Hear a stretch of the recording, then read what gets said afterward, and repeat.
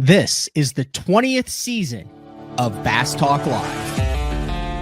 BTL is presented by Bass Cat Boats, Strike King Lures, AFTCO, Pro Guide Batteries, Spro, Gamakatsu, The Bass Tank, Denali Rods, Beatdown Outdoors, and Sunline.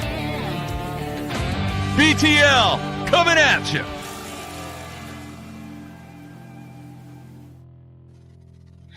Good morning and welcome to another exciting edition of BTL Bass Talk Live, where we are going to talk about bass fishing. Joined in studio for what, the second time? Is this the second time you've been in studio here? Justin Hamner? Yeah, I think so. Bassmaster Classic champion? Yeah. It's like a yearly thing now, right? Come here. It'd have to be a yearly thing. I would like to say that I have had you in studio before you were the Bassmaster Classic champion. No, you didn't. Yeah, I did. Yeah, but you didn't like have me talk. I was nobody. I'm joking, man. I'm pretty sure I did. You did twice. Yeah. And then you went on to have, I would venture to say, the greatest year of your young existence. No doubt. Like life, fishing, family, finances, everything. Like 2024, it is December 18th. This is our last live regular show of the year. We have Frank tomorrow, and then Mark Menendez talking about the Elite Angler Board of Professionals next Monday on the 23rd. But I mean, take yourself back 365 days to December 18th, 2023, and what was life like for Justin Hamner then? It was still pretty dang good. It was good. Just like the second half of last year was going so good. Like, it was a momentum building deal. Like, it started getting really good, and like kind of hated that the season stopped when it did. But dude, I don't know. I got to fish so much last year. Like, the whole off season I went more than I've ever fished Before the Classic. Why? Because I finally didn't have another job. Okay. Yeah, we had talked about that. Yep. So didn't have that other job, and I could just fish. Didn't have a newborn. Don't make that mistake unless, you don't need to fish as much. I love him. I feel like you need to reword that as someone even who doesn't have any kids. It changes. That's exactly what I was trying to say. Okay. Yeah, it just changes. What's your second? Second, right? Yeah, it's a second, but first one, there's a lot going on. Now I'm actually able to be with this one more, help my wife out more. That's good, but yeah, just trying to be there. I remember you had talked before. So before you came in, you were like, dude, I remember you said last year, and you didn't even say it on the record. You were like, I had a couple companies and I wasn't expecting this, that were like, here's X amount of dollars, just keep doing what you're doing. And you were like, oh my God, like I wasn't expecting this. And at the time you didn't know like what it just meant you didn't have to like worry as much, right? Yeah, I could actually fish for a living. But that decision, and it was multiple companies. Yeah. But that decision, and it was based on your performance previous, so it wasn't like it wasn't unearned. That decision actually freed you up. Do you think that's what led to your potentially your success throughout the year, competing for the Angler of the Year title and winning the Bassmaster Classic and going into it worry-free? There's no doubt. I've never even thought about it like that. Only you dig deep, don't you? Do you want to name them? Like, even if you're with them or American not? Baitworks is like, they were literally my first company. They were the only sponsor I had my first year. And it was not much, but there was nobody else that even knew my name. Like, they were the first ones to take a chance on me. And it's just every year keeps getting better and better, and freaking love those folks. Yeah. Those are good people. So prior to 2024, they were like, hey, here you go. Yep. And you were like, hell yeah. Don't ask any questions. I can cash the check. Like, yeah. Like, what? What is it? Yeah. Because I'll just be straight up. Like, that's one thing that I've always struggled with, is like getting that. I don't know. I'm not good with asking for money. Mm-hmm. I've always been like I don't know, got to work for your own stuff. And then it's like, all right, I'm asking these folks for money. Am I really worth it? Like, I I don't know. I mean, yeah, I won the classic, and I'm still like, am I worth all this? Mhm. Like, I hope I am. Full Trying to make disclosure, myself. I mean, I'm paying $2,500 for you to be here today, and you I made me thought it pay was you 5. before. Yeah. Oh, Bass Tank's taking care of the other half. Yeah, that's right. You made me Sorry. pay you before we went live. That's why we Yeah. were a minute late. Yeah. In unmarked bills. Yeah, didn't you just get back from Mexico? Huh? Yeah, I did. I remember when that deal was going around the internet that Milliken was charging everybody like thousands of dollars to do podcasts and interviews. He might have been. I never. He was making bank then. Yeah, it's a joke, folks. Maybe we need to start charging. I don't know. Yeah. It would be so. Anyway, so yeah, walk through 2024. So did you have like good vibes? Like now, let's look at hindsight, right? Did you have good vibes going into the 2024 season, or Yeah. like you knew There was, was a going different down? confidence that I've never had. Like, just like I said, I think it just goes back to being on the water every day. Being on the water, going fishing. So, I mean, I literally spent so much time just learning different baits. I spent days where I would put like 6 glide baits on the deck, and that was all I'd throw all day. On Smith or on lakes across Alabama? The river back home, like Coosa? Warrior. River. Yeah, we don't talk about that. That's a little secret. But I smashed. Is that where him. Swindle's originally from? He's from Warrior? Warrior, Alabama, Is that where but the this is river the is? no, Oh, okay. it's the Warrior River. It's like comes off of Smith Lake. Okay. So if you were to go below Smith Lake Dam, it goes from there, then runs down through literal down Tuscaloosa. Really? Keeps on going, then it kind of like splits and turns into the Tom. You gonna have a Big severed fish. pig's head on your doorstep for mentioning it? Maybe. Like, yeah, you don't talk about that. We have the biggest You spot of just bass. did. We have the biggest spot of But bass. you're still talking about it now. It's a stupid. I think this year I've caught like 9 or 10 over 6 pound spots on glide baits. Holy smoke! Yeah, like it's fun. What's your glide bait of choice these days? Dude, that clutch. The one that's That the clutch long darter? one, or like the That clutch gizzard darter. shad one? The gizzard shad one's good. Like I've caught some big largemouth, but no, the herring one is what it's made for. I think spotted bass killer. Dude, I got one when I thought I was going to fish the open on Hartwell that got moved, and I got it off of I don't know, some website that had him. It was a vintage. I think it was Justin Kimmel. Yep. So it was a classic marketing deal. I had seen it. They'd gotten it in the hands of, I think, you and Polinick and a couple other guys. So it was on my radar. And then it was a limited drop that I saw on his Instagram story that was like, it goes live in 2 hours. And I was boom right there. I paid like $280 for it. Never talked to anybody. Didn't know anything. Full price. And I'll show it to you afterwards. Can I have it? You can buy That can it. be my price. You can buy it What? Okay. for a lot. I kind of want it. Like, I mean, I got it because I figured it was the one. It's pretty good. I saw that Like- whole group just went to Bacharach with Pro Bass Adventures. How'd you not get an invite to I that? did. You got an I had invite a to that? kid. You didn't go? I had a kid December 3rd while they were there. And it was like a planned deal. Yeah. That hurt.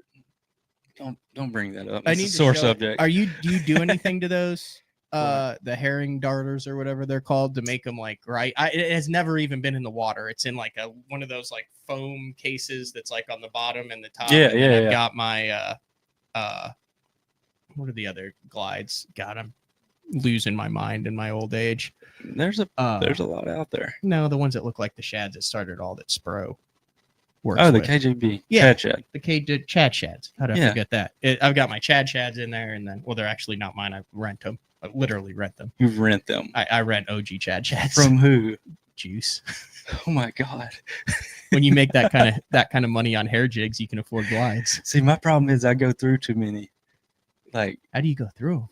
I wear them out. Like docks and stuff? When I'm talking about, like, I've had days where I've caught like 40 to 50 on the Holy glide cow. bait one day. But no, you got to Yeah. hook me up with that clutch darter. So when I was in So Japan, I'm just name dropping all the places I've been this You're year. so like a cool. baller. They had the decoy soft lead wrap. And I've always seen like all the cool swim bait guys always have like the lead wrap on their hooks. So I bought every gauge of lead wrap that they had. You use the and then all the like lead strips, golf strips, and all that stuff for them. So you might have to hook me up after this. Yeah, no, that stuff is good though. I use it a lot on jerkbaits and stuff too. Like it's, I don't know, it's pretty good. Yeah, it ain't coming off like the stupid little the peel and stick the suspend strips. dots, Yeah, and the suspend strips. Suspend strips. That's what I used forever. Yeah, but actually, I started taking that suspend strip, wrapping that on the shank of the hook, so that way it's not messing with the action, because it'll always like a piece of it will flip up if you have it on the back or something, and it starts making it run weird. But yeah, just have you messed with that lead wrap on the hooks? Yeah. Doesn't affect hookup ratio, or it's like just a no, just do it thin. Don't make it so thick and like bulging out to where it takes away the gap.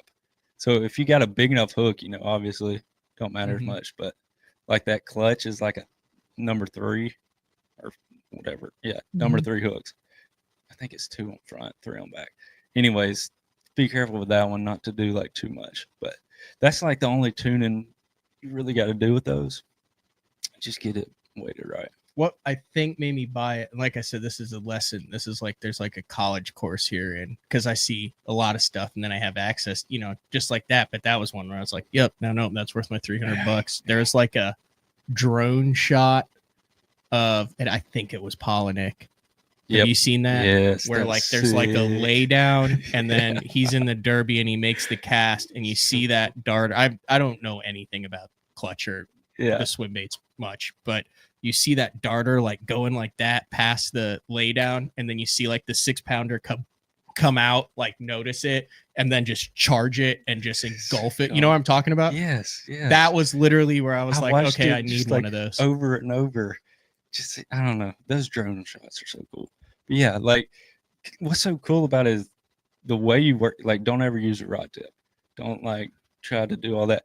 Just with your reel, just toot, and you can hit, and it just, gosh, you can work it so fast. I've got the old school blue aluminum heavy ass Revo winch on my glide bait rod right now. What reel should I have on there? Dude, I don't get that. Like crazy gear ratio. I mean, is 5.50 too slow? Oh yeah. It's like, too slow. I need to. I throw 8. You throw an 8 on your glide? Really? Does that just help you? I'm bringing it. So you're not you're making them make a decision with it. I'm pissing them off. Now, I like a lot of times this is spotted bass, but I've caught a bunch of largemouth. But once you get their attention, it's just like when you're jerkbait fishing. Like, heck, minnow. When you have them start slowly coming up, and then you start to like play the whole cat and mouse. As soon as they start coming up towards that glide bait, and you start hitting it a little bit harder, it gets momentum, and then just do real quick to lose their minds. And then are you light line or heavy line? 20 fluoro. Yeah. Not mono. No. 20 fluoro, 8.3. Yeah. Just normal bait cast rod on that big bait. You're not throwing like a big wide spool. It's not that big of a bait. Okay. I mean, yeah, it's like a 7-inch or whatever, but it casts so easy, and it's just, you can pitch around dock so easy. I like to be able to make more precise casts instead of, I mean, I'm not just bombing it out there on brush piles and letting it sink. And no, Am I I'm keeping like that going in the down the box bank until with it. Yeah. pre-spawn now? Or will you bust that out in the winter ever? Oh, yeah. Yeah. Like 40-degree water? Yeah, what does that matter? Well, I mean, I don't know. It's They typically still up eat towards the bait. top, really. Yeah. Huh. I'll weight it a little bit more probably. But fish it still aggressively. Yeah.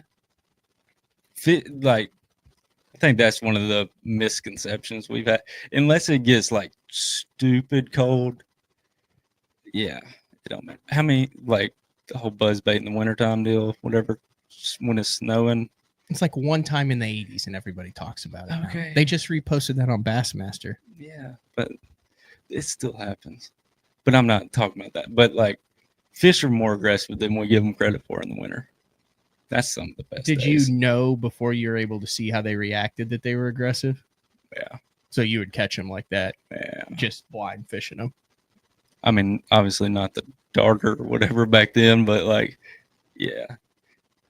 I can't sit still that much. You're in Oklahoma, not to visit the BTL studios, but that's because the bass tank is about an hour away from here.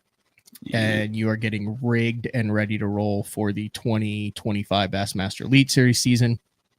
How far do you want to go into your setup? I know it can only be one transducer. Are you running backup stuff? I mean, I know it, basically what are the guys doing in your world, in your opinion, to get ready for 25? You have to take off a lot of stuff. You have to add a lot of stuff. I mean, it's not the inches thing. I really don't think was that as big of a deal as it thought. You had to take the power brakes off. Yeah. Had to take those off. Disappointed in that. Yeah, I like them, but like I'll be straight up. I didn't use them for like the second half of the season. See, that because I blows was me too away. scared. Like I took them off. You were 'cause too scared because you thought people Yeah. would be like, "Oh, I saw him cast and drag his bait back." Yes. Oh, I didn't screw even that. Dude, If you know you're not doing anything Do you wrong, know I what used all the happened crap last out year? of them in the second half of the opens. I used them exclusively. I intentionally used them more. Just to piss people off. Oh yeah, I'd show up to the freaking open takeoffs wearing all my power brake stuff. That's awesome. No, I just didn't even want to be part of that crap. It just took myself out of it. Do you want to talk about how you're rigging this year, or do you want to just wait? Oh, it's gonna be sick. Is it? It's to me, it's not gonna be that big of a difference. Like I did have the 2 transducers last year, the one in perspective. Yeah. Honestly, I wish they'd have kept it all just because I think it confused more people. All the people that started having just so much going on. Do you remember There's too much to look at. Do you remember when Jordan Lee put the 2 on the back and then wrecked him the first day he had him on there? That sounds about right. Shout out Jordan.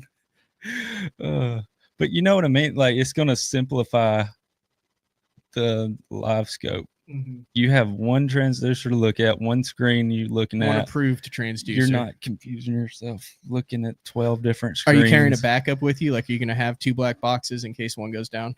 Yeah, probably. That's a good idea. So that's a yes or Yeah. probably. I'm going to have one with me. I'm thinking about mounting it. That Falcon's got a lot of room. So I'll probably mount it. Yeah, that's a good idea. And then a LVS 34. LVS barrel 34, or shaft? What's the fish obsessed mount? Okay, so the I 0 love that degree. thing. Yeah. What is do you know exactly what the difference between a 0 degree and like the normal 34 bracket is? Yeah, it's that when you're taking that angle out. So that's one thing, like with the 34, it like kind of catches more off the side, if that makes sense. It's like a narrower cone than the 32 was, but it like catches more. Like if you're going down the bank and you have a boat dock over there and you're like pointed towards the middle, it's going to start catching some of that. Whenever you zero it up, it's just you lose a little bit more of that. So the way I've explained it before is, and you're not a golfer, are you? No. A fair amount, like you understand it. The Yeah, basics, right? like, so I it's used the to play a difference little between bit. like cavity backs and like blades. The cavity back's going to be a little bit more forgiving. You're going to be able to hit it a little bit more off of the face and still stay in the fairway. But when you pure a blade, it's going to be a lot better, but your margin for error is smaller. Correct. Okay. Yes. Yeah. Because I mean, like when you're seeing something, you're freaking. But if you are not good at knowing exactly like lining up where you're casting with where it's pointing, you're going to see your stuff less on a 0 degree than you are on a one that has a little bit of an angle to it. Yeah. But you know, when you line up that cover or structure or that fish and your bait, that it's on it. Yeah, you're on it. So it's like an 8 degree deal on the normal. It's like a 2 or 3 degree deal on like a 0 degree or 0. It's just I thought it was 0. Yeah. Well, it can't be 0. It's got to be there has to be some sort of. I don't know. Me and Scott sat there for 30 minutes just staring at it, making sure it's like perfectly straight. But Have you been on the water with it yet? No. So Beat Down, they actually had to like custom make my mount for this graph. It's gonna be bad.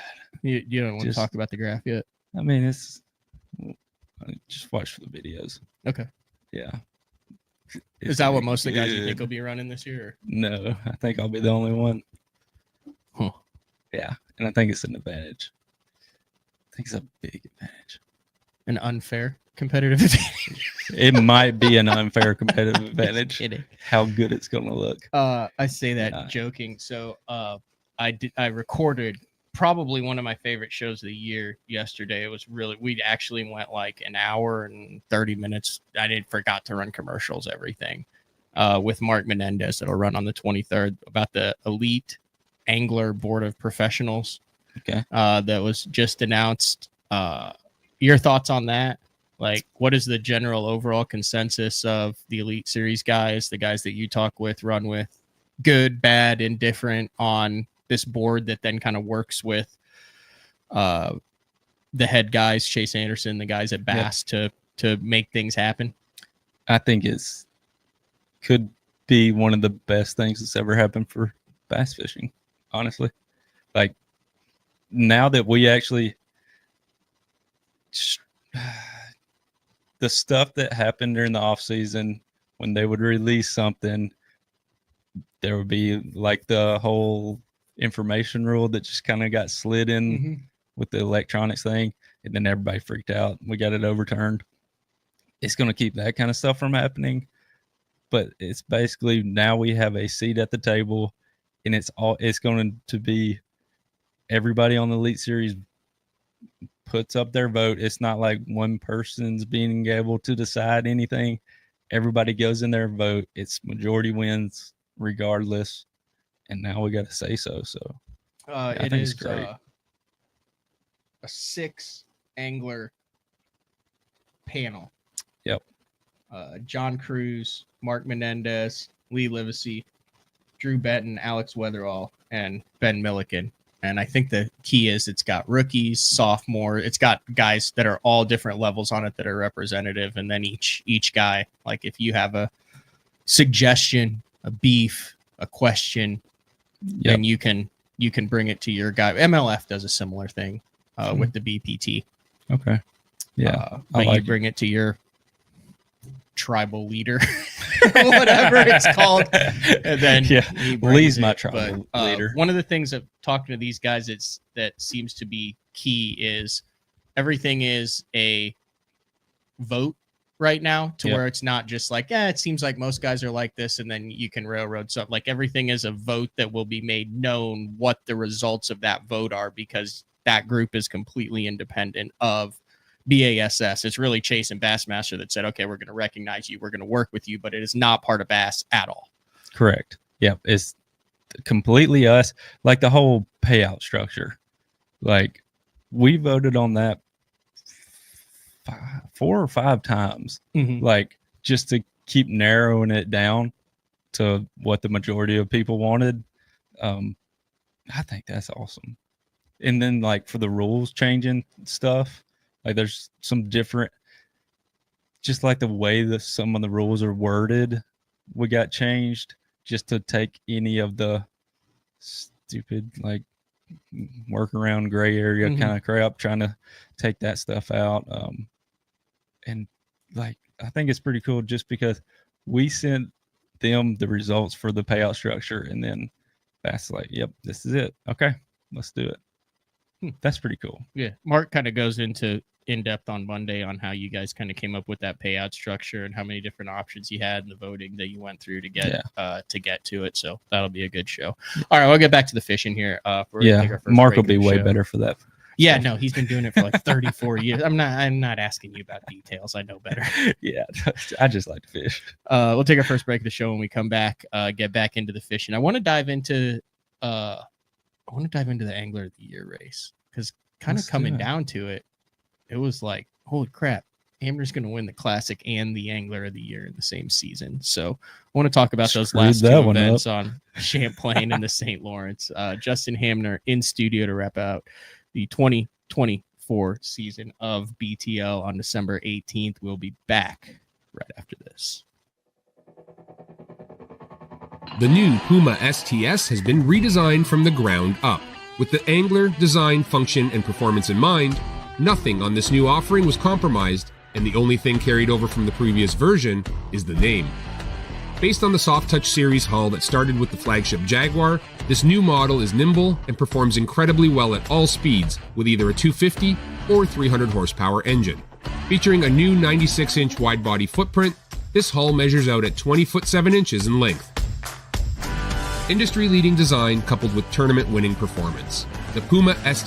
This is Gamakatsu's new Nano Alpha line of hooks. If it looks familiar, that's because they are. It's the same shapes and sizes in the round bend and the EWG and in the new Horizon head that you know and love from Gamakatsu, but there are a couple new features with this Nano Alpha, which is this little green label that you see on the packaging. First off, 2 times faster hook penetration. That's because of the Nano Alpha smooth coating on it, and also it is 4 times more corrosion resistant. Check it out, Nano Alpha. I've been using Sunline Shooter for the majority of my career. Millions of dollars made, lots of bass caught, and the gnarly, gnarly stuff. If you need a abrasion resistant, tough fishing line for the really, really mean stuff, Sunline Shooter is for you. Beatdown is efficient. Rock solid. 100% American made. This thing is super tough. I mean, this thing is not going anywhere. I've ran the Beatdown double stack from Florida all the way up to New York. And the one thing that I know is when I get to my fishing destination, I never have to worry about issues with my graph mount. Your options are endless with these mounts, but they're steady, they're solid. These are the most reliable mounts on the market, and you can't go wrong with the Beatdown.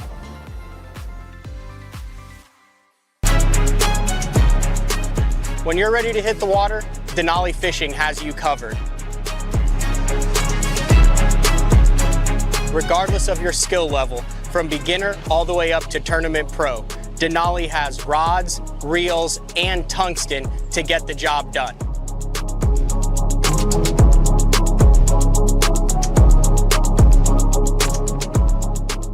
Check them out at denalifishing.com.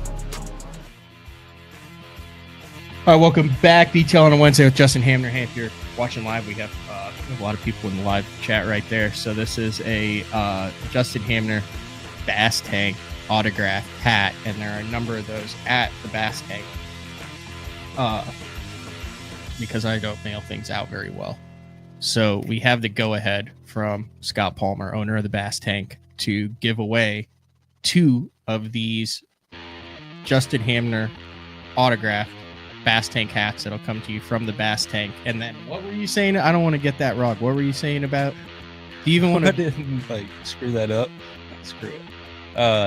He didn't say anything about this to me. He said the hat giveaway. So if he said it to you, that's all on you. But you also won the classic, so you kind of got him where right where you want. Yeah. If it's not a thing, it's about to be a thing.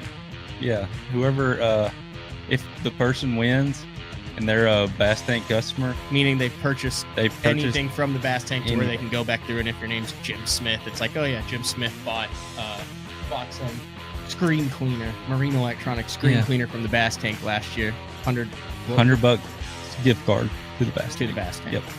All right, so everybody go buy some screen cleaner real quick. Yeah, just to make sure you're in you've got probably about 20 minutes. So what I'm going to do is I'll star the question. So if you have a question for Bassmaster Classic champ Justin Hamner, get it in now, and I'll star it. And then in the last segment, we'll do rapid fire questions, and then we'll do one random question for a hat, and then we'll also pick your favorite question for a hat.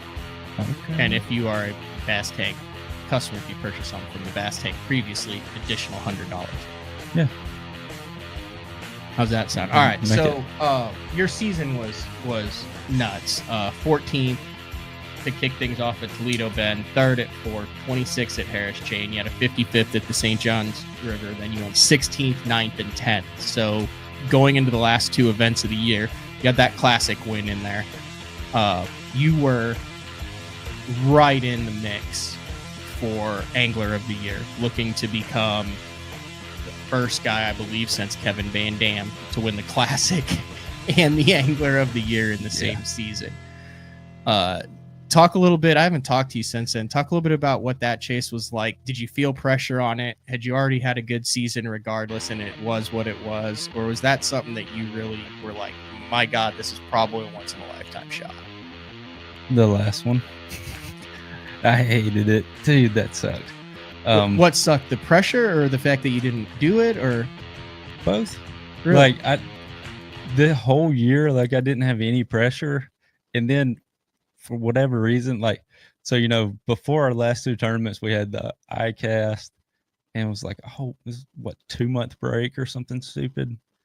And I had just like back-to-back top 10, and then we stopped. We have ICAST, we have all this break, and I don't know, I guess all the excitement built up. So I was leading AOY heading into the Northern Swing, and yeah, all those stupid, oh, you'd only be the third person to ever do this. Like, it'd be you, Van Dam, and Mark Davis. Like, oh crap, I gotta do this. Yeah, it got a little pressure. Yeah, and that's all anybody wanted to talk about. what about in the house? Like, you roomed with Patrick Walters, and who else? This year is just me and Pat. Did he mention it? Like, was he talking to it about it? Like, dude, like, I'll give, if I find it you're not, like, I'll hook you up. Or was it like, did you guys just not talk about it in the house? I mean, we talked about it, but it wasn't like a, if I find it, I'll give it up kind of deal. Like, I don't know. We kind of treated the last two tournaments the same. I mean, didn't really change on that part, but I don't know. Anything you would have done different at fishing Champlain details. or Lorraine, St. Lawrence. St. Lawrence was, yeah, the St. Lawrence one. Like, I mean, where Corey won is basically where I fished. I was just fishing shallower. And I mean, so making 130 mile run, whatever it was, one way, and you get there and you have 2.5 hours of fish, you better be on them. And first day pulled up, I mean, caught whatever it was, 22 pounds in like an hour. Gave myself plenty of time to go back and just chill. And then day two, I pull up and it's like an algae bloom up shallow. Like the water was like that murky, cloudy, weird kind of stuff. Mm-hmm. And I just didn't go out to eat. It was just dumb on my part. The fish were still there. I just couldn't get them to bite. Like, there were some giants. Like, first day of practice had 28 pounds. Just trying to like get away from them. Oh, that was the last time I had you on the show, isn't it? Didn't you catch like no, that was Kyle Patrick who caught like a 9-pounder. Yeah. Oh, you did have me on during practice. Did you catch a 9-pounder? No, that was Kyle. But I had you on too, didn't I? Yeah. Just to like talk about practice. I think. Yeah. And about, oh, you'd be the third one to ever do this. I mean, I was trying to be like chill with it. I'm not trying to put pressure on. Everybody but, I mean, was good with it. If you have like a reason to follow it and you're chasing history or something, you know what I mean? Like, that's a reason to like tune in. You gain more fans. You got people rooting for you. Oh, it was great. I'm joking about all that. I know, but I mean, that like, gives you more publicity, the whole 9 yards. Yeah, dude, I don't like publicity. I like just fishing. Have you gotten used to that better? Have you gotten better with? Oh yeah, dude. Yeah, like I was. Has that been difficult since you've won the Classic to embrace it, to walk into a room and be like, and I'm not saying this to like pump you up, but to be like, I'm the man. The people want to talk to me. Like, I have to project myself. I have to talk. Mm-hmm. The aw shucks thing is who I really am, but like sometimes I have to like step up and represent Bass and the companies and the brand. Like, has that been talk about that? Probably the hardest thing for me. I don't know why, but it's like the whole feeling like, yeah, I'm the man crap. I ain't good at that. It's so tough. But yeah, they like, especially like some sponsors, they expect me to come over here and like do this stuff of running, like whole talking with everybody. Mm-hmm. I will talk one-on-one with everybody. We're best friends and just two guys that love to fish. But when it comes to getting in front of a crowd and like, yeah, I ain't good at that. I don't know. I ain't good at that. We got some. We have some people that are angling for an autographed hat on here. We'll get to it in the second part. What are y'all offering? Yeah. Anybody got any good private ponds? I'm not gonna let it. I'm not. I'll show. Here's just a sample. See if you can tell who this is from. Hey Justin, hypothetically, if you're trying to escape from a jail cell, would you methodically burrow through the walls or try to build a relationship with a guard, asking for a friend? Burrow through the walls. I don't want to add somebody to this situation. It's hard to trust people.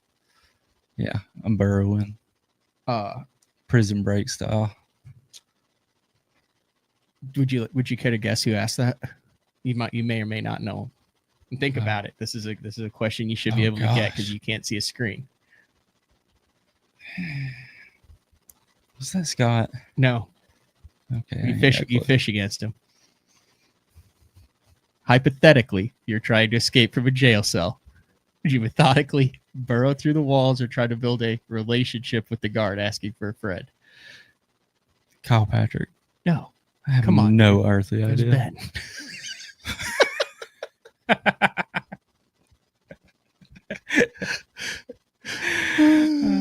What did he do? That was good stuff. What's going on with him?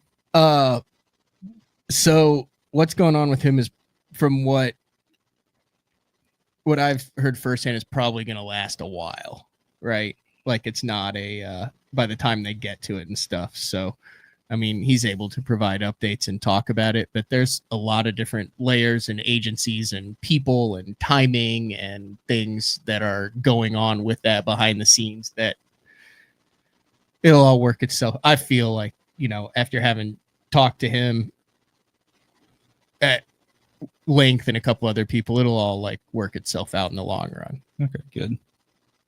I honestly have no idea. Sorry if I just threw that question out there. No, it was good. Everybody keeps asking me like, what's I talked about it before. Like, could he have avoided it? I personally feel like, yeah, but I also feel like there's some stuff that like you learn as you go, right? Okay. So there's a lot more. Like, think about Ben. Like, yeah, he was the YouTube guy for how many years? I mean, that's how he built his following. It's the most organic following in the industry. Like I talked about it. Like I thought said, this was his first year on YouTube. Well, that's on YouTube. Yeah. That's one of the reasons why I respect him, is like the dude grinded for years and years and years and has grinding. the freaking, I know, but he has the receipts to show it in the videos. Yeah. That's why like John B and those Guggen guys, like, I mean, dude, like they were doing unboxings when they were like 10 years old and they just never stopped. And the hardest thing to do in fishing or in life or in job or anything, in my opinion, show up, put out content consistently, and not change who you are.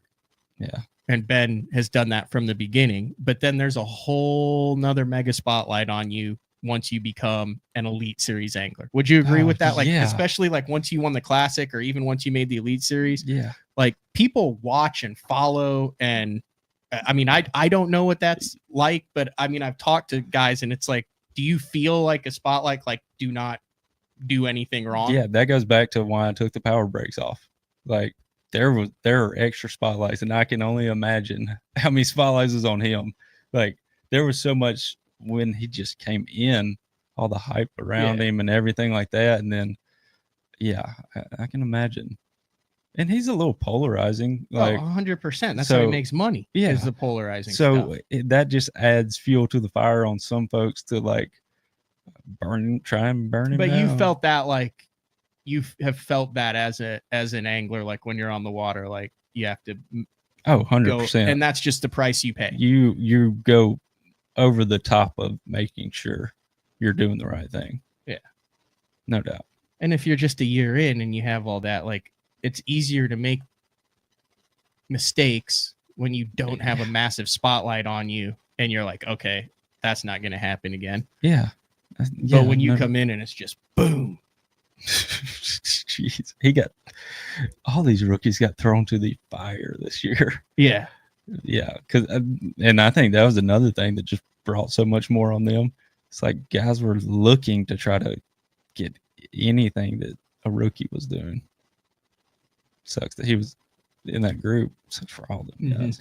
So, what would make 2025 successful for you?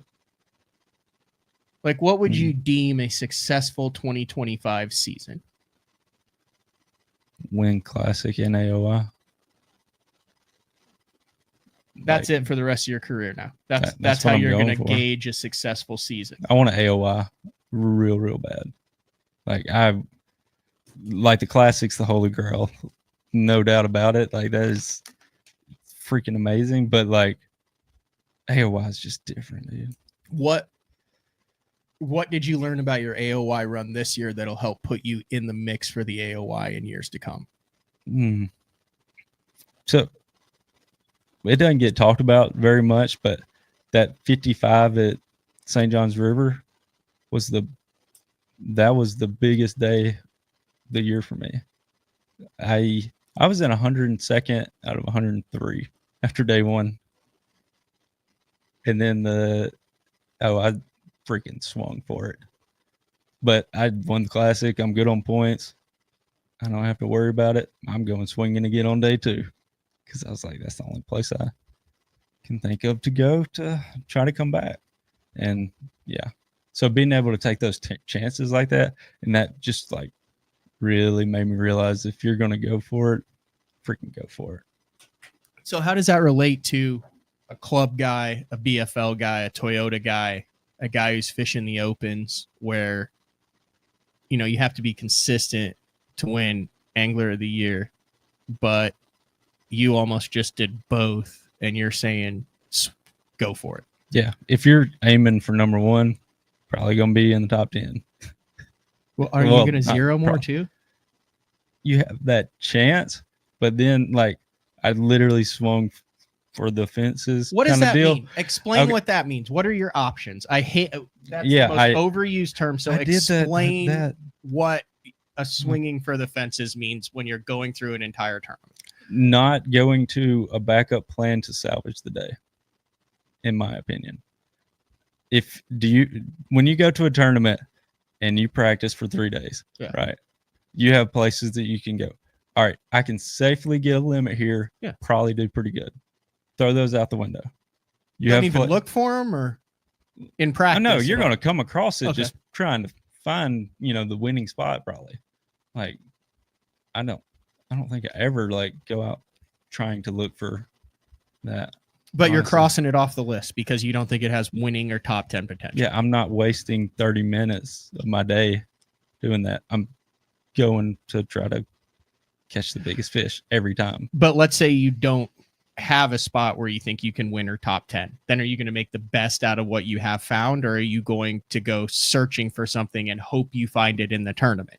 I think that's the bigger thing. Like, what if you found 12, 13 pounds, but you know it's going to take 15 to 18 to win, but you never even you don't have any confidence in anything that, hey, if I grind on this, I can catch you. You see where I'm going with there, yeah, Justin? Yeah. Do you go and make the best out of that and say, hey, this wasn't a week I could win, let's maximize what I have found? Or do you still scrap it and say, hey, I know I can't win off of that. I might not catch anything, but I'm going to trust that I'm going to run into the winning fish during competition.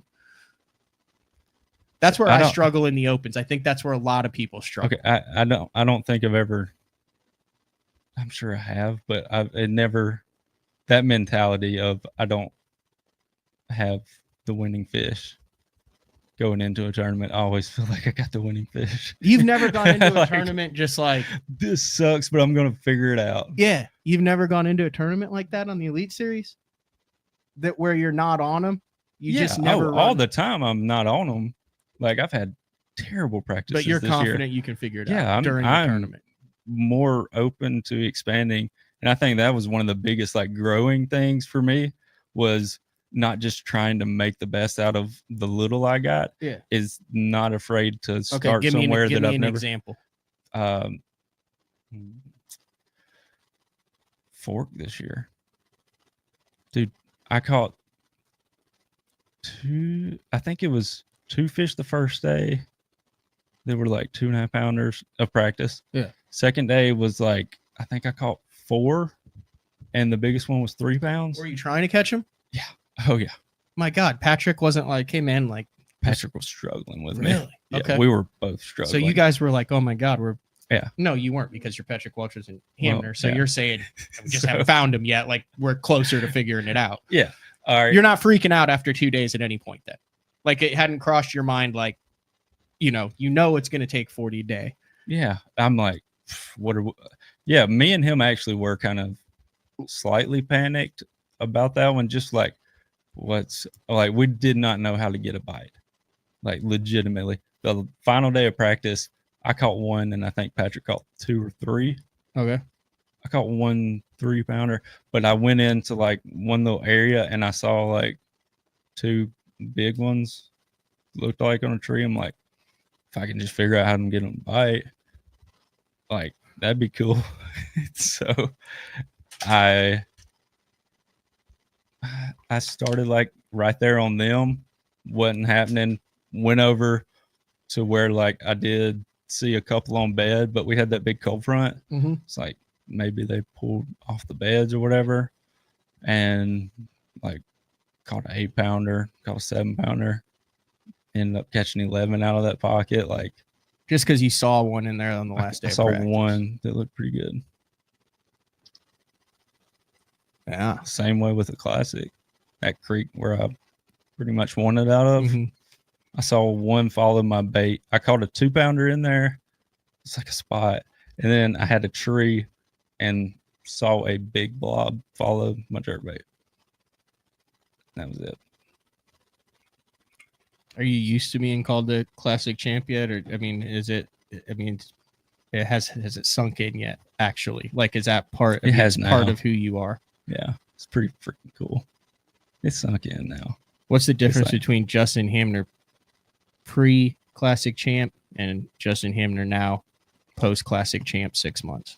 I'm not broke. Thank God. I can support my family.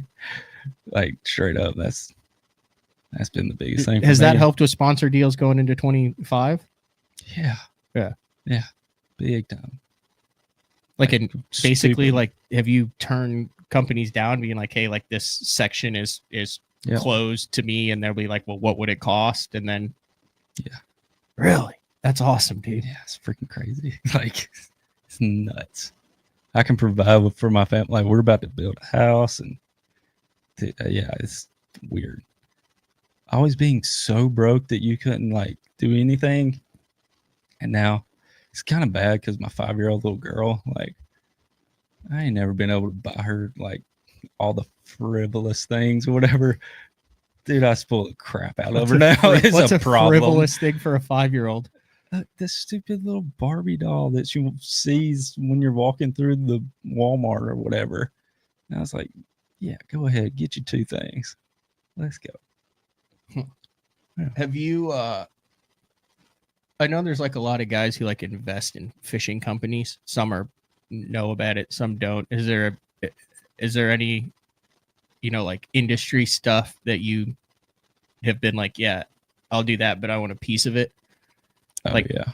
That's you don't have to talk about it. I'm just curious because that's like a lot of the guys who are either well off or have made their name. Yeah, There'll be also, like, have royalties and stuff. a little silent piece of that company to Oh, where okay. yeah, that's what I'm talking to where they own a piece of that company to That's pretty where cool. I didn't as they promote it and increase the value of that company, Yeah. they're actually increasing their value of their portion of that company. So instead of, just getting their piece and making more money for anyone else, they're actually still making money for Okay. themselves. See, I'm just learning this kind of stuff. Like, obviously, like royalties off of stuff, like my rods that are about to come out and Mhm. stuff. You got rods coming out. Yeah. Can you talk about it? They're sick. Yeah. I mean, it's Halo, but yeah. Is it gonna be has there been like nice. an announcement on that yet? I don't know. I mean, I've talked about it much. They were at ICAST, like the prototype, actually. So if anybody felt those And rods, that's part of American Bait Works. yeah, yep, American Bay Works. Yeah, I mean, they're not like out yet, but because even like after ICAST, I was still changing the rods because I'm picky when it comes to rods, Yeah. but especially my jerkbait rod, like, I had to get that thing dialed. What are the specs on your jerkbait rod coming out? 611. Short, fairly Well, average. so Yeah, I'd put more. I made the handle a little bit shorter, so it's got, like probably took like a 7 foot, cut an inch or inch and a half off the handle. That's what it would make it just so it 6'11". wouldn't make it freaking hit you. Gosh, I can't stand that. But Where you get the butt of the rod caught in your hoodie. yeah, that drives me nuts, dude. It'll catch that pocket every time, won't it? Yeah. But I put like, the hardest part was getting the parabolic bend out of it, but still being able to work your jerkbait right. But then I wanted it for bigger, like to be able to house fish. Okay. Like, so parabolic bend is for the fighting of the fish, not for the action of the jerkbait. correct. The tip The tip is for for the action. action. Yes. And then once they hit it, you want that good parabolic bend, but I wanted a little bit of a, like, I hate those noodle rods. Yep. Drives me nuts. Like, then you don't have any control over the fish. Because if you catch it next to a brush pile or something, Yeah, and you once you can't go back in freaking there, it reach 'em. just goes. Yeah. So the hardest part was getting enough backbone with the parabolic. I don't know. It's frustrating. I was like, I need it stiffer but softer. So they just send blanks, Yeah, just and you would kept go on, fish kept and just be like, nope, this is what Yeah. I don't like, and then they send it back, and you say you got this right, but you have to change this, and then eventually you got one where you were like, I think Yeah. this might be it. I think it took 7 or 8 going through them. Yeah, but we got it, dude. It is dialed. Then I made like a minnow rod. You did. Yeah, What makes a good minnow rod for you? for me is the super soft tip, but then I put more backbone on it, so you can drive those bigger hooks. Because I'm usually using like the 3/0 and 4/0 Mm-hmm. hooks. So it's got that soft tip where you can shake it and it actually bounces it. It's super light, but then it's got the backbone. What was your minnow to jerkbait ratio this year? I don't know. I weighed in 1 fish on a minnow at Smith. I did weigh a few at Champlain, like one day, 3 or 4. So not like Other than that, not minnow heavy. dude, no. That's I interesting. might have weighed in 4 or 5 all year on it Just because you're more of a jerkbait guy, or because of the schedule? because it was too cool to do. I don't know. I'm weird like that. When it started becoming so popular, I was like, I don't like this. Everybody's out in the middle doing it. Yeah. So you would intentionally avoid the minnow bite Mhm. and almost one angler of the year. Because like the whole like Toledo Bend, like I don't know if you remember that one. Everybody's doing the minnow thing in the same spot, and then it's like, look on the map. Oh, there's Hamner down there by itself throwing a big jig. Yeah, I hate a crowd with a passion. Huh. But yeah, when everybody's sitting there like Smith, freaking ripping a big spoon all day. Everybody else is out in the middle throwing minnow. Except for Taku. He was throwing like a hamster. Dude, that one got me. Did you know Smith has freshwater jellyfish? And apparently the 6-pounders eat it. Yeah, my wife showed me like a TikTok like after the tournament. That was the biggest like light bulb moment. Oh, it does have freshwater jellyfish? Yeah, it has the Oh, freshwater wait, you're being jellyfish. dead serious. Yeah, straight up. No. Smith Lake has freshwater jellyfish. And my wife was like, what? There's jellyfish in Smith Lake? And I did a whole deep dive into it. Look at that thing. The bait that Taco was using was like that clearish blue tinted hue. It's freaking jellyfish. I'm trying to find a picture of it. I do see a article here that says jellyfish in Alabama. Well, you may think that's what you see on the shores of Smith Lake Park at first glance. The truth is something much more realistic. Pictures surfaced Friday. Creatures turned out to be, oh God, this is going to be bad for pronunciation. A colonial aquatic invertebrate known as a bryozoans. So we will Google that. What was Did that? you do this? Yeah, but like it's Yeah, it's not a jellyfish that you like have in Is it edible? the sea. I don't know. Well, What does it wonder if look they like? eat it. Does it look like a jellyfish? Yeah. Yeah, I mean it's. Yeah, why wouldn't they eat it? But does that not look like a stupid little fuzzy? Yeah. Clear. I'll Fuzzy show you thing? what I got in Japan. I got like a couple packs of all the crazy stuff. I'll let you look through it. I have no idea. I haven't touched a single pack of it. The only thing that I put in studio was this, which are the. I mean, that's pretty standard now. Don't open them. Looks like a jellyfish. But that's just the dice rubber. Yeah. And the standard dice rubber. And then these. Don't open those either.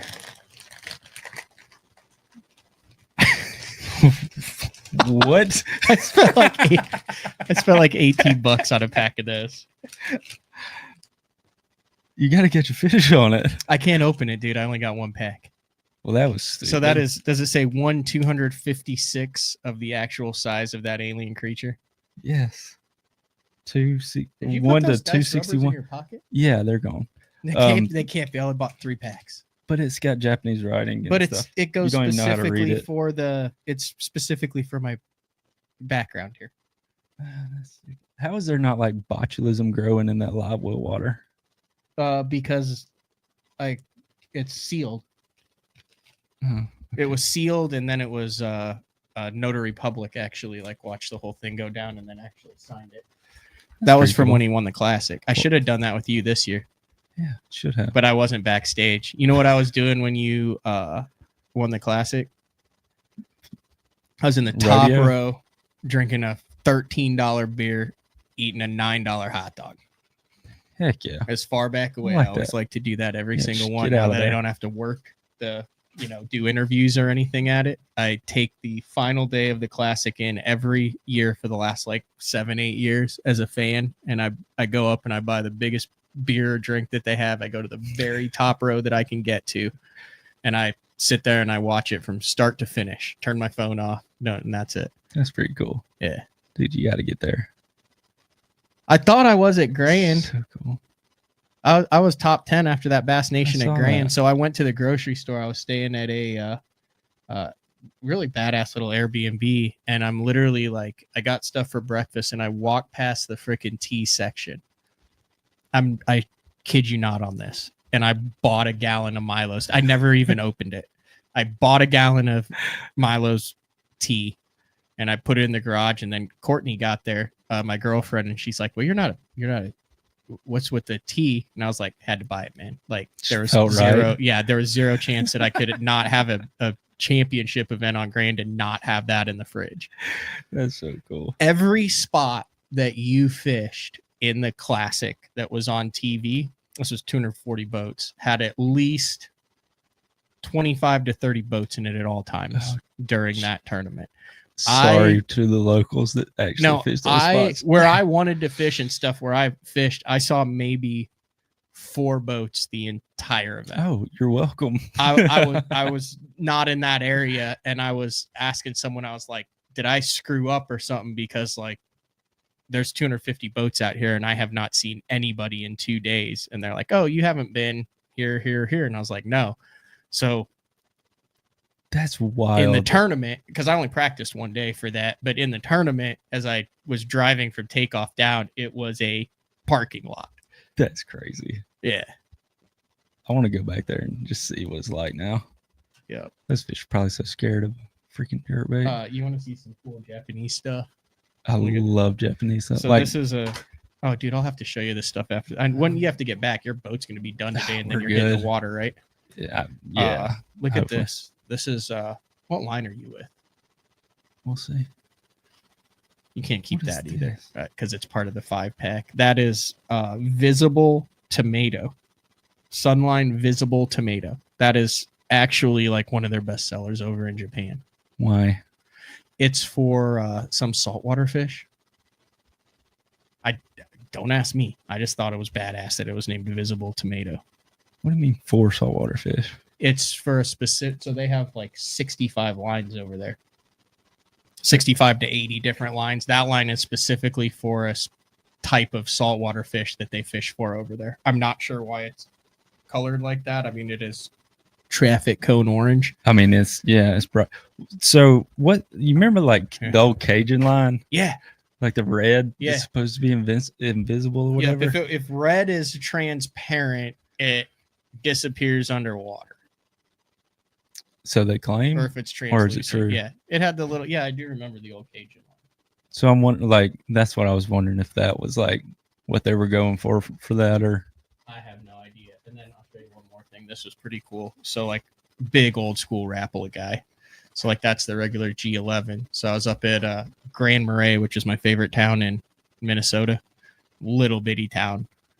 Just a couple places, and we're at a gas station there, and they had these things called beaver flicks, which all it is an octopus. That sounds dirty. Yeah, it is. It's an octopus hook with a little bitty chartreuse or orange blade on the back. So when you're fishing your minnow under cork, it gives some. Anyway, I was asking about him because the place had closed down, and the guy's like, "Well, I used to." This random guy in line behind me, he's like, I made those." He's like, "I've got them out in my truck," and I'm like, Sure enough, sure, like I'll come. out of the, come out. It was literally like the van and Candy with a small child, and I just followed him straight. I'm like, I'm off you right there. He's like, and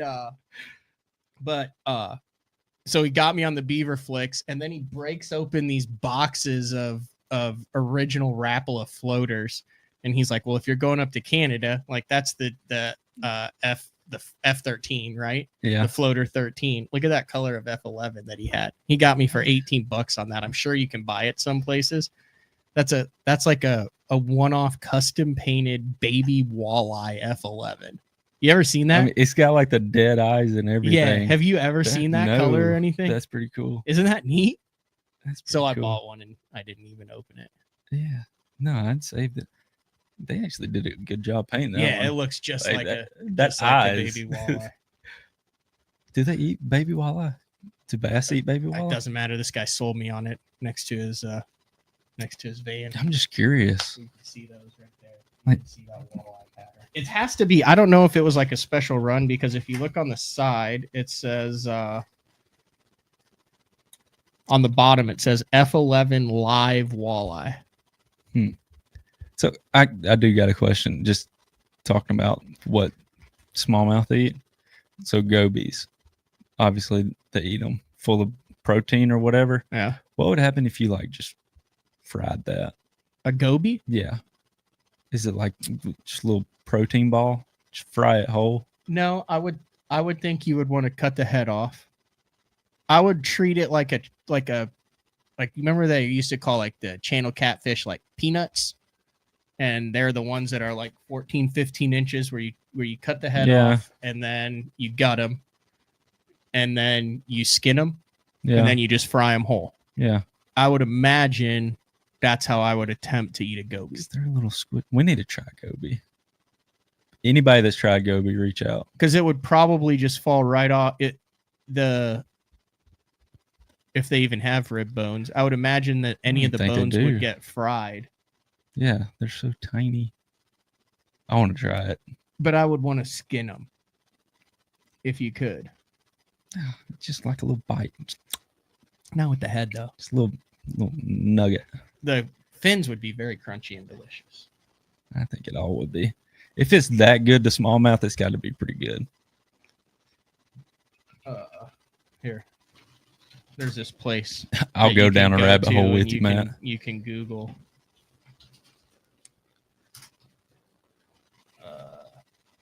catch and cook goby. How do you spell goby? Goby? Catch and cook goby. We ate around goby, Detroit River fishing. I think that's a guy who just ate it raw. Did this fish ruin the Great Lakes? No, it did not.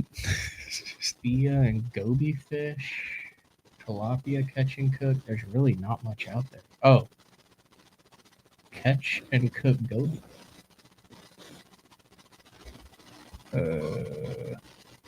Looks delicious. Here's a man frying them here. We'll share that with our viewers. There it is, right there. This show just took a turn So for the there's worse. the gobies. He's literally frying them whole. Cut the head off. Didn't show. Kept the skin on. It looks like. I'm having to watch it like from your little plaque that's Yeah. behind you. Added a little bit, and You it went to doesn't college? doesn't show him eating. See, those are gobies. They kept the head on. Told you.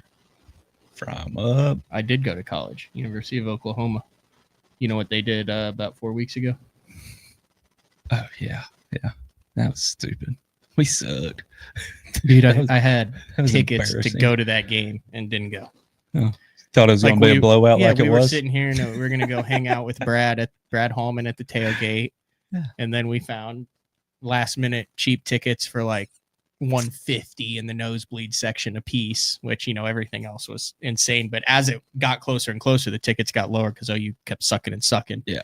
And then we didn't freaking go. And it would have been night in Norman. I was very disappointed that we stormed the field. An establishment such as OU with That's embarrassing. yeah, it is with what, eight national championships, 7 Heisman Trophy winners, 54 conference championships, Yeah, y'all beat like a 7-2 or team more at the than time. that. Yeah, home of the 47-game winning streak. We just lost to Vanderbilt, and then Historic y'all Owen stormed the field. Should not have stormed, but it is what it is. Is that just the cool thing to do these days? All the college kids. That was the day that everyone tried to plant the flag and storm the field. The whole plant the flag thing. That started with Baker, OU. Yeah, That's because that was pretty cool. Ohio State did it and sang their song on our field. So when we smoked them in the shoe, That was pretty thanks cool. for coming out. Baker was, yeah. He still is. He's He- still he- balling. All right, let's take our final break of the show. When we come back, I've got like 20, 25 questions. We'll rapid fire through it. We'll pick some winners, then we'll let you get back to your baby that's getting rigged by Scott and the boys at the Bass Tank. It's gonna be sweet. It is going to be sweet. Jackson BTL, Justin Crappie. Hamner in studio. We'll be back right after this. Roll Tide. Boomer Sooner. Your early morning mentality is your every hour mentality. All gas, no brakes. Focus, purpose, power. Destined for the water, but confident everywhere else. A calming buzz before the storm, truth of nature itself. You can't catch lightning in a bottle. There's a limit out there, but it's not with your gear. Unrelenting power delivery.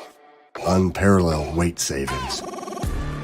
Keeping you on the water, whether you run a 9.9 or outscoping your best 5. In this rare air, there's power in the silence. It's a mindset, thinking only of the things that matter and freeing your mind from the things that you trust. This is Gamakatsu's new Nano Alpha line of hooks. If it looks familiar, that's because they are. It's the same shapes and sizes in the round bend and the EWG and in the new Horizon head that you know and love from Gamakatsu, but there are a couple new features with this Nano Alpha, which is this little green label that you see on the packaging. First off, 2 times faster hook penetration. That's because of the Nano Alpha smooth coating on it, and also it is 4 times more corrosion resistant. Check it out, Nano Alpha. I've been using Sunline Shooter for the majority of my career. Millions of dollars made, lots of bass caught, and the gnarly, gnarly stuff. If you need a abrasion resistant, tough fishing line for the really, really mean stuff, Sunline Shooter is for you.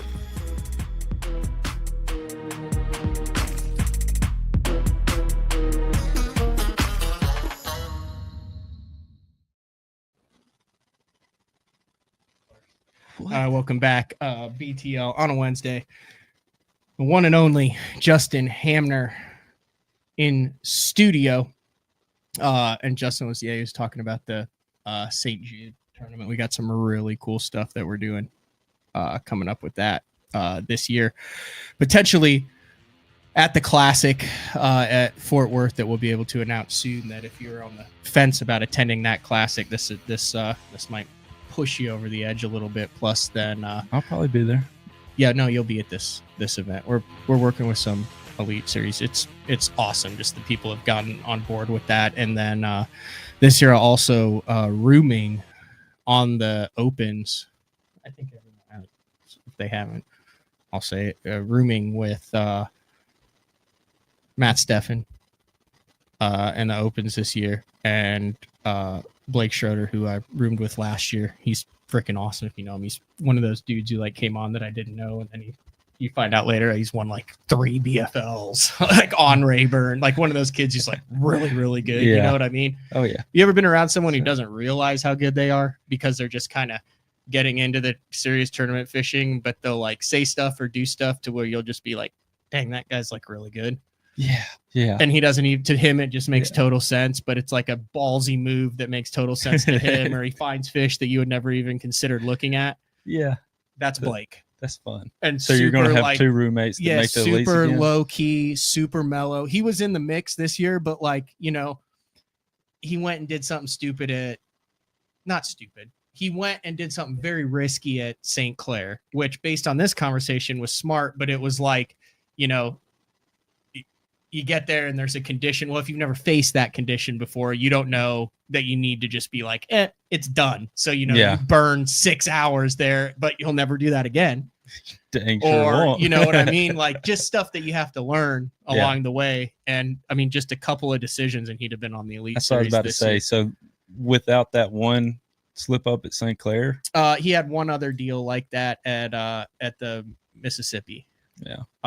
Lacrosse, and he does it like power fishing too. He's like a mix. He's like a really good mix of, he ain't afraid to go against the scopers on the bank, but then he's also not afraid to dip out and catch one on a Nico or minnow or a drop shot and then go right back up to the bank. It's a good combination. It's a very good very dangerous combination. And then also Miles Berghoff. So there'll be 4 of us this year for that Division 2 of the Opens. That'd be good room. And yeah, it'll be fun. And plus we got multiple cooks now. So we'll have smokers, charcoal, and gas with beef, wild game. Like, dude, that's the biggest part of it, is being comfortable and being able to wind down in the night and not just sit there and worry about crap. Yeah. In my that's opinion, the hardest part. Like, so like Patrick's parents go to all the Elites, and his dad, Todd. Oh, I didn't know that. Yeah. So his mom and dad go to all the Elites, and I mean, they usually, like, we'll have to just survive for a couple of days of practice, but when they get there, Todd's like freaking cooking all out. You get off the water after, you know, tournament day, he's got the whole spread ready. That man can cook. Straight up Southern fried chicken. Just all right, we're gonna fast track questions because we're already an hour and 15 in here, and then we're gonna randomly pick one of these. Let me make sure there weren't any more. I like that jail question. Mm-hmm. I like that jail question. I think he should be the winner. It was Ben. He can get an autograph tap from you anytime. No, he can't. Yes, he pay can. for that. I'm just scrolling back through. I want to go film a video with him. That'd be cool. With Ben? Yeah. I'm sure that's just like a question you got to ask. I asked him. He said we could. I want to go like brim fishing. Why didn't you follow up? Because I don't have his number. I don't know how to get in touch with him. You don't have Ben's number. You fish against him every day. No. Dude, I'm a hermit. I don't talk to nobody, really. All right. I got 31 questions here. I don't know if we'll go through them. Nick, have you ever accidentally or intentionally tried tasting bait fuel?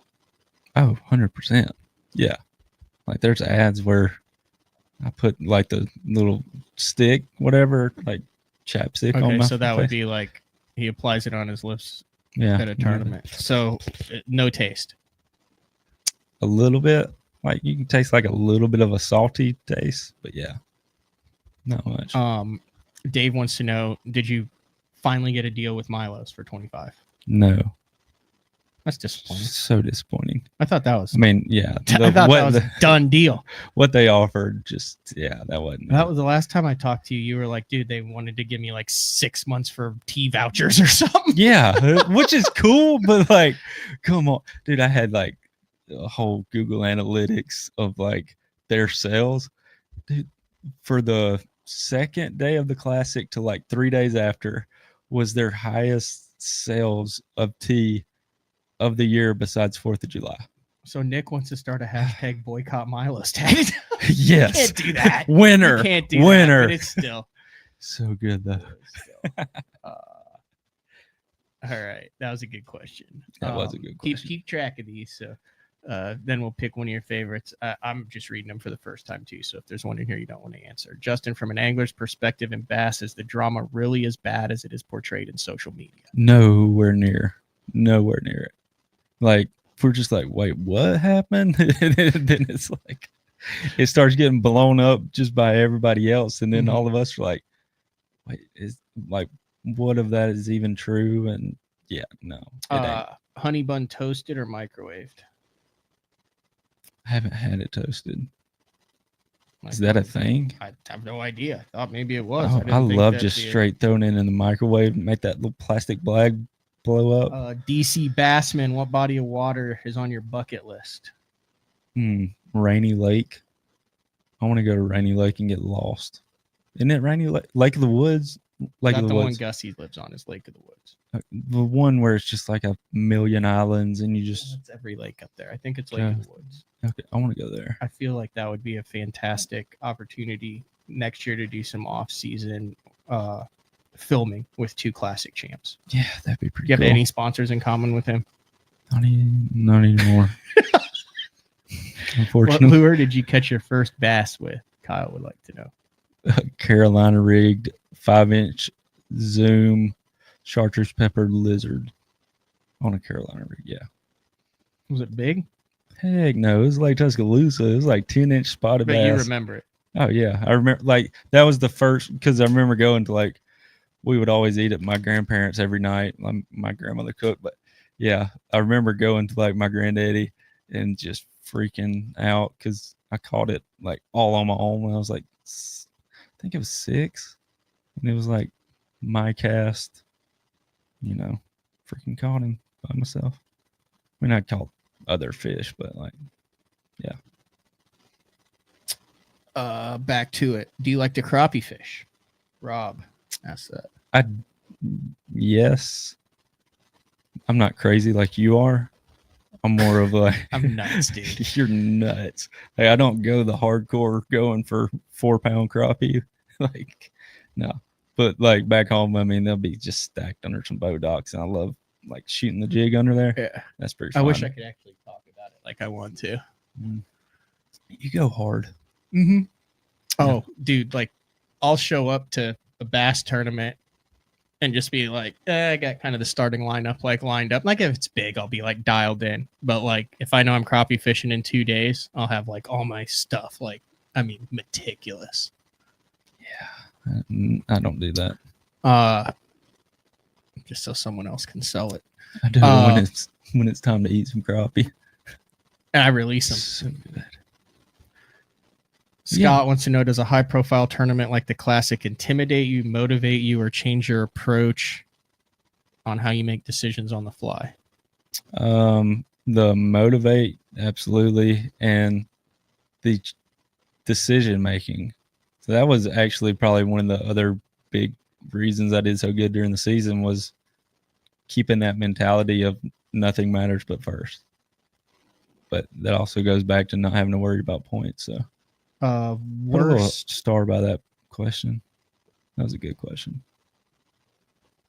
I don't know if you can do that, but yeah. Hold on. Worst lake the elites have been to since you started fishing, Sabine River, and why? because it's gonna probably be one at the boat ramp. There's 300 miles you can run either way, but the biggest fish are at the boat ramp because everybody goes to Louisiana in the tournaments and brings them back. Cameron wants to know, did you ever consider switching to MLF? I don't know. I mean, no. Okay. One word answer. Nope. If you had to fight an Elite Series angler, who are you fighting? Sorry, I went into a lot of detail there. No. Sorry, go ahead. If you had to fight an Elite Series angler, who are you fighting? Oh, crap. Lee Livesey. That's If I'm okay. going to get beat up, might as well be somebody that's supposed to beat me up. Alan would like to know if you could change one rule in bass, what would it be? The stupid dead fish rule. Don't penalize us twice. Drives me nuts. I've been on that on the opens too. Drives me nuts. If you can't cull it, that's a penalty. Yeah, that's that's big more penalty. enough. Then why are you taking something that costs its life and then making it less valuable over something that, with all of the things that we have now, you obviously couldn't keep from happening? Dude, we are and doing and they everything just with arbitrarily, like, some tournaments it's a pound, some tournaments you can't weigh it in, some tournaments it's a quarter pound, some tournaments it's 2 ounces, it varies across from tournament to tournament. It's maddening. Makes no sense. I've never had it like screw me or impact me or anything like that, but I still don't understand why they hit you twice for a dead fish. Yeah, I did at Smith this year. Like it hurt me probably 2.5 pounds. Heck, last year at Murray actually cost me the cut. Making the cut, I had like a freaking lime burger I caught first thing that morning on a fluke. I wonder, you know what bass needs? Like, you guys need like an angler committee that you could like bring that up to, and then you guys could all vote on it, and then you could like approach bass with it like, hey, this is a 90% deal that we feel like this should change. Just an idea. That'll never work. Justin, if you are Bert, who is your Ernie? That's gotta be Patrick. What? Yeah. If you are Bert, who is your Ernie? What is that even referencing? I'm just asking the questions. Oh, is that Sesame Street? Yes, Bert and Ernie. Hey Bert. Hey Bert, get me a glass of water. Remember that? Sure. I never watched it, but I remember Bert, the little you can yellow get the thing. water yourself. I don't know what they act like. It's like, Good night. Yeah, I guess Good night, Patrick. You don't remember Bert and Ernie? Actually, one's it's got to be orange and my one's yellow? Yeah, I know it. I know it now. I don't know what they acted like, but it's actually probably my Jimbo, like my best friend growing up, because everybody fishy. we like mumble so bad, and everybody's like, y'all just have your own language when we're talking together, just mumbling something we can understand each other. So yeah, I'm going Jimbo.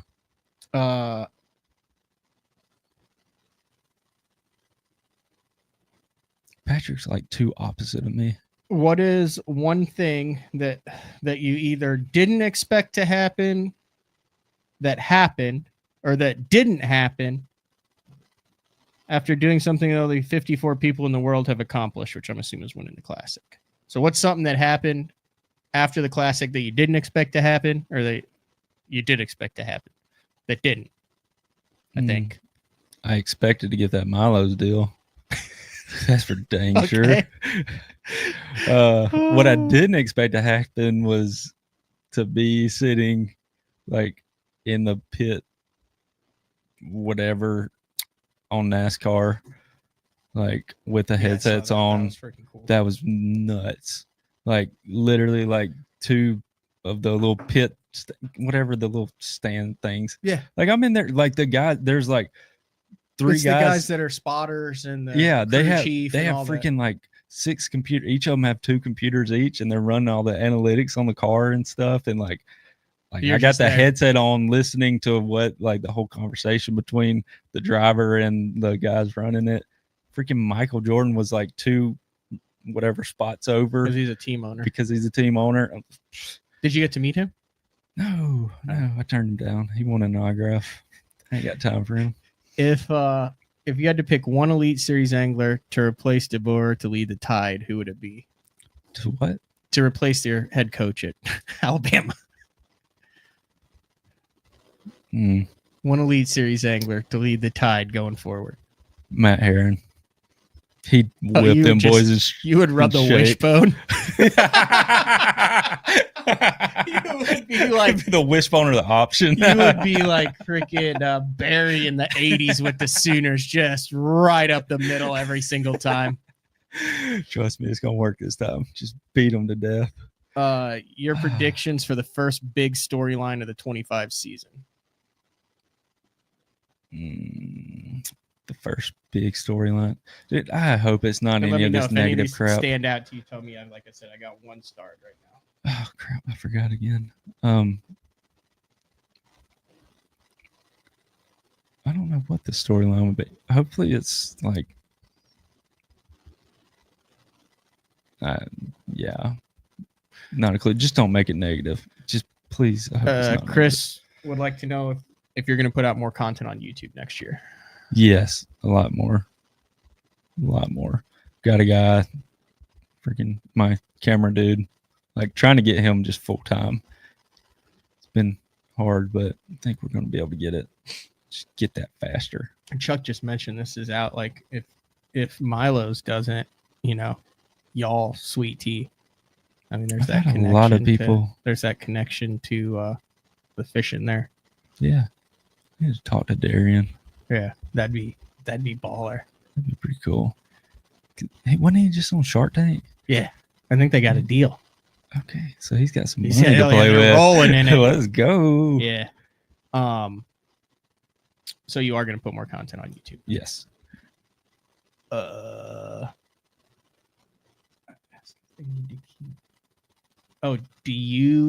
This is a field size question for you. You ask if they need to keep the field as is or maybe start reducing it to make it more live viewer friendly. Basically what BPT's doing, where they're just like, hey, thanks for coming out, but your services are no longer required on the BPT. Yeah. Like You good with 100? I'm good with 100. Like, even if we had 60, it's not like we're going to have 60 cameras. Yeah. Would you trade your classic win for a 2025 AOY? Nope. No. Yeah, I'm just. Yeah. Like, I classic, think a lot of guys would say that when it comes down to it.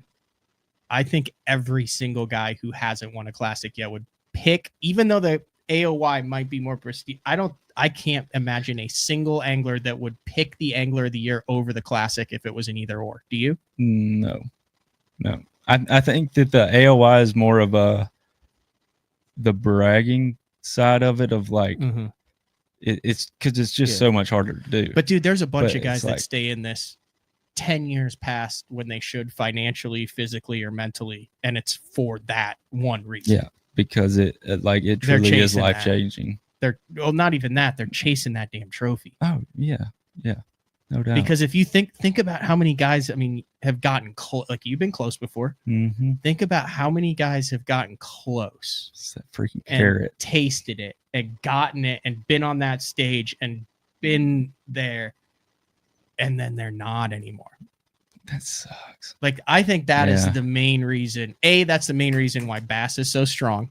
They have the freaking classic. I don't care Yeah. what other organization comes around. No one, the thing you grew up dreaming of, you're 10 years away from someone who's fishing who grew up dreaming of winning Red Crest. That's just a fact of the matter. It'll get there maybe eventually, but I don't think so, because even when they had the Forest Wood Cup, they did a great job of making that prestigious. And it was a prestigious tournament.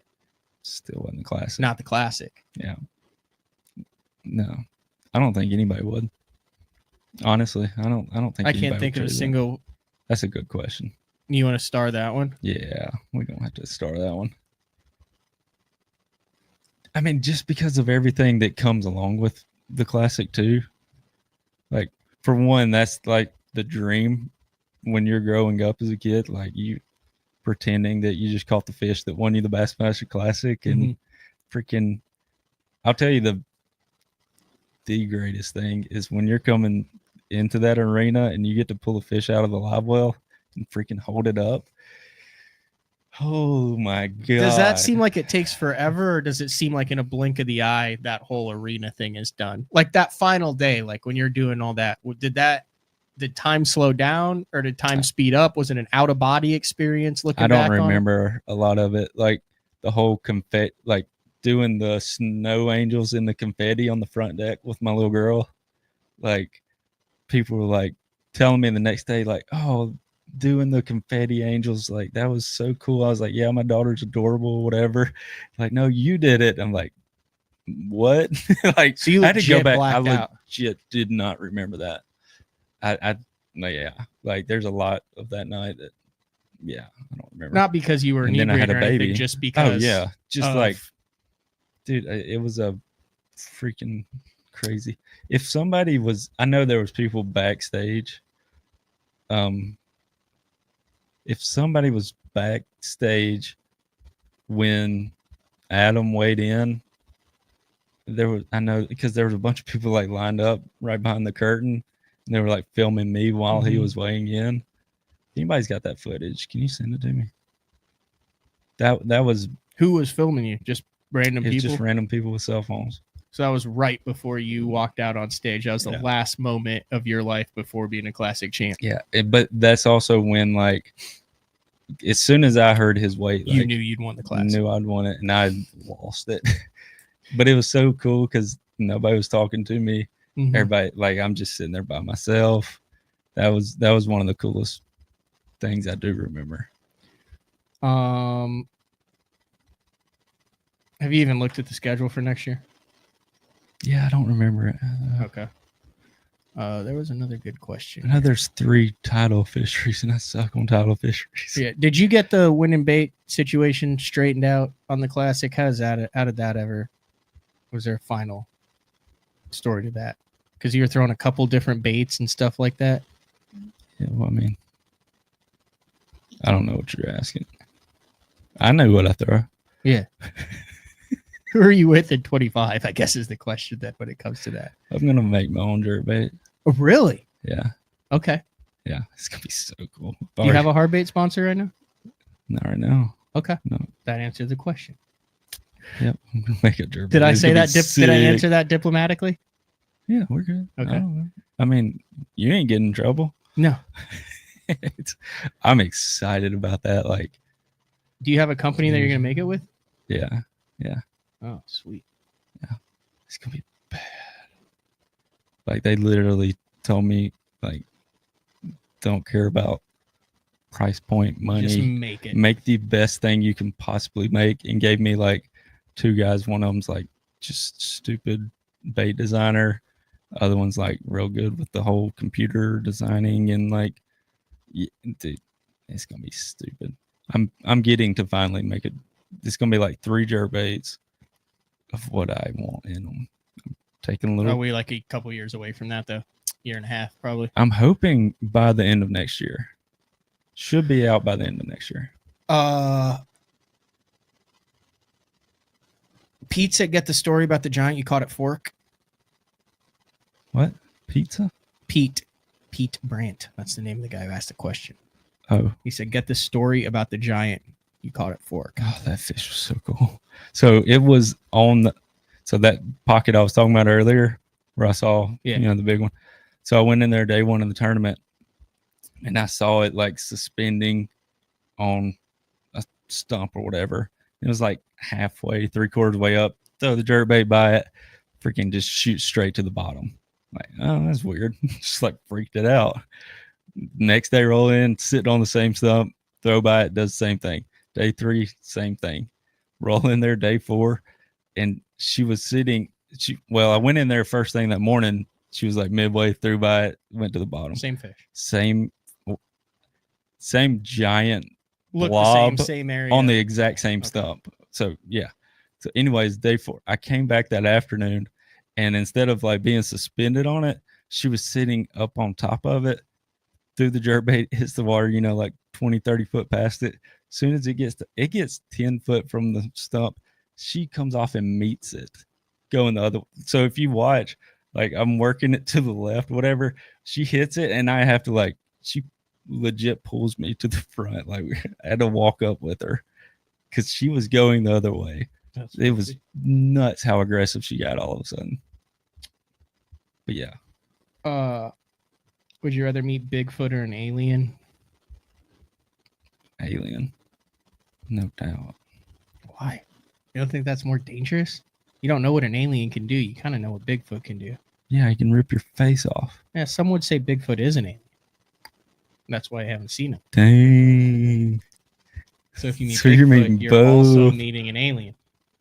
Well, if that's the case, then that'd be cool. I just want to know what else is out there. Hey, There's Matt, aliens, is Matt by the way. Steffen joining your house in the opens? Yes. Just for Division 2. Put a Only star by fishing that on question. sport.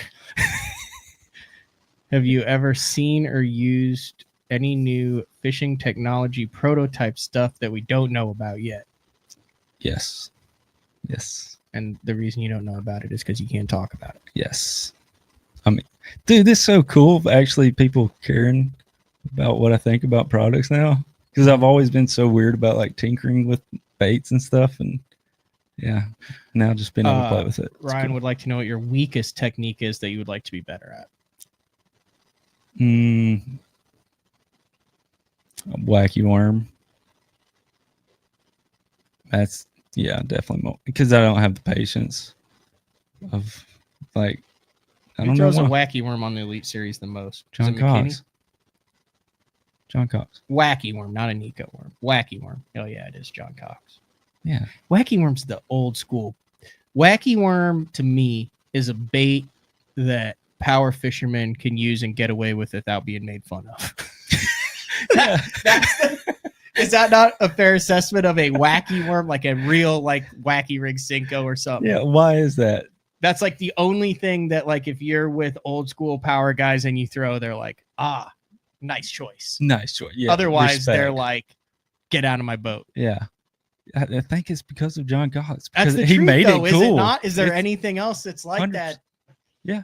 You But- put a nail weight in it, get out of my boat. Yeah. Like, no, we ain't playing that. You put a band on it, get out of my boat. But at the same time, have you ever seen like Hackney throw a wacky worm? I mean, yes, I'm sure he's thrown it, but like, Not off the top of my head. that's, A couple more questions, just literally. Dennis Miller. Do you think winning the Classic made you fish more aggressively, which gave you a better finish in the Angler of the Year? please? 100%. Yeah. That goes back to what we were talking about earlier. Yep. And then Ryan wraps it up with, what angler do you want to beat every tournament? Patrick. Definitely Patrick, because then I don't have to book the next Airbnb. And if I beat Patrick, I probably did pretty dang good. We'll add this one also to the start for the last question. Pete wants to know if you admire Steve Kennedy's prowess with a glide bait. Yes. You talked with him, you fished with him. I He's another talked to him a Alabama guy. lot. Really? I love Steve Kennedy.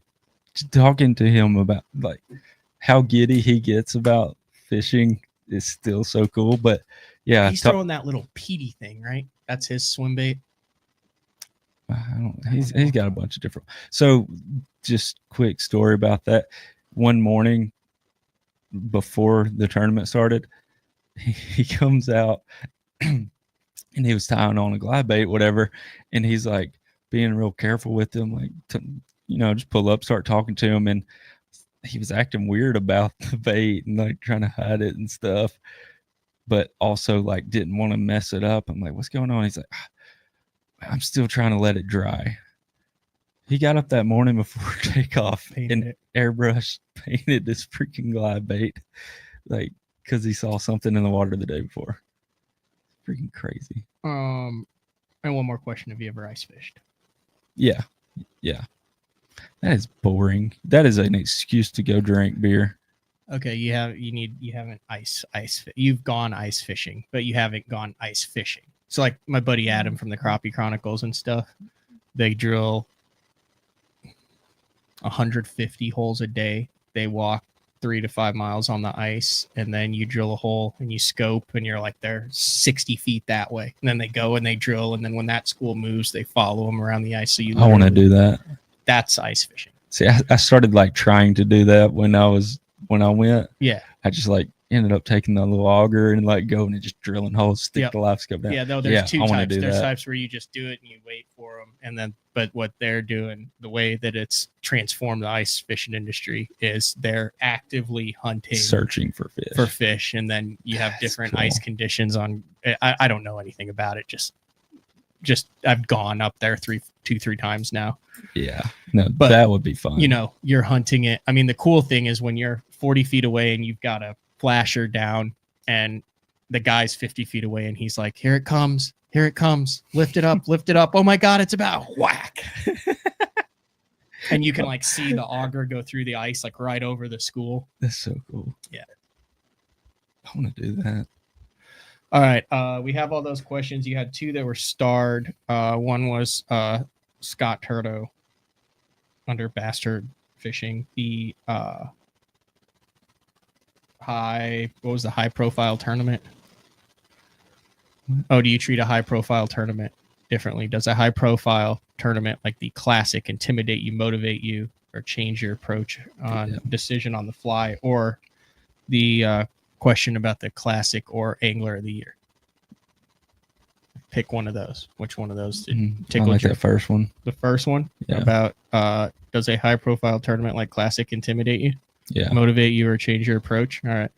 That's Scott. I think there's probably 50% chance he's ordered something from the Bass Tank. Okay. Well, He keeps an index of the shows Scott. because why would the guy who does the shows keep an index? That one wouldn't make sense at all, would it? it's actually Scott Palmer. Congrats. Yeah.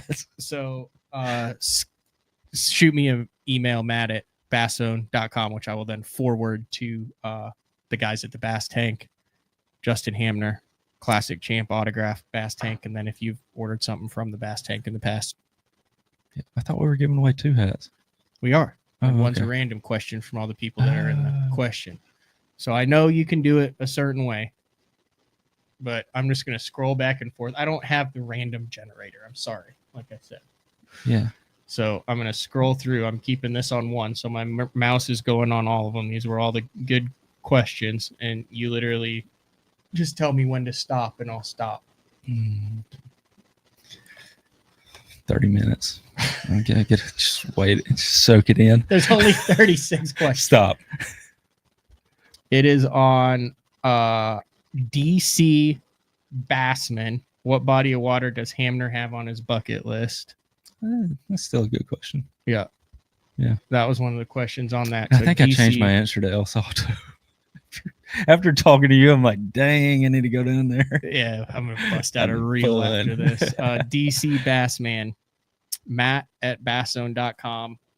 Say, you know, that you're the winner of the autographed Hamner hat. I'll forward that on to the Bass Tank. An autographed Bass Tank Justin Hamner hat.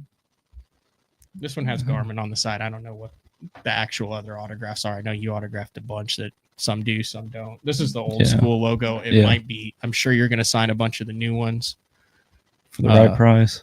Have you signed them yet? No. He'll probably have you signed a bunch of the new ones. So Yeah, we were working hard yesterday. Dude, me and Scott were there till like 8:30.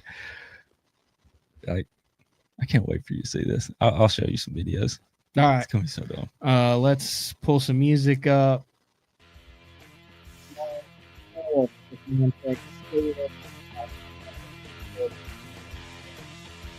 24 season. Mark Menendez talking about the new Bass Elite Angler Committee.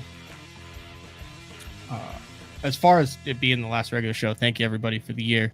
It's been amazing. A lot of stuff coming in 2025. If you notice, you know, I've been traveling around a lot, and we got some cool stuff coming down the pipe, and some guys that are getting behind it that are allowing this to happen, to bring more live, to bring more on the water, to bring more shows from locations where I haven't previously been able to do shows. And that is all because of the sponsorship support of Bass Talk Live and BTL, which continue to support it because of the listeners Freaking and killing it, viewers like Matt. you. Thank you. But hell, I love it. I enjoy it. And it's It's a passion. so I fun. just had a conversation with Dad about that. Like, if it's a passion and you enjoy it, it doesn't seem like work. Yeah. There's days where it seems like work, but as a whole, I enjoy the hell out of it, and interacting and talking with all the listeners and viewers and guys like you, one of the good guys in the sport. It's fun. By far, the feel-good story of 2024 was just I'm not poor anymore. That's part of it. Do you realize, though, you know, good decisions will keep that way. Otherwise, you're gonna have to keep winning classics today. Oh no, I'm rich forever now. No, that's just whenever your daughter asks for something, it's just a hard no. Nope. But no, feel good story of the year for sure. Easy to root for. Greatly appreciate the time and effort that it took for you to come down in studio. One of the good guys in the sport, and I got a couple more podcasts this year, and you're definitely going to be highlighted in them. I'll tell you what it is off air. I just realized I can't say what it is because it's always a secret, which isn't a secret now that I said that. I'll probably get a call here in about 20 minutes. Oh well. Okay. Way to go. Screwed that one up. All right. I'll show you. You got to tell me what you're dialed in for next year, and I'll show you some secret minnows from Japan. Is that a deal? Deal. All right. This has been another edition of BTO Bass Talk Live. Same place, same time tomorrow. Closing out the year with our final day 4 with the man Frank Scalish. See ya.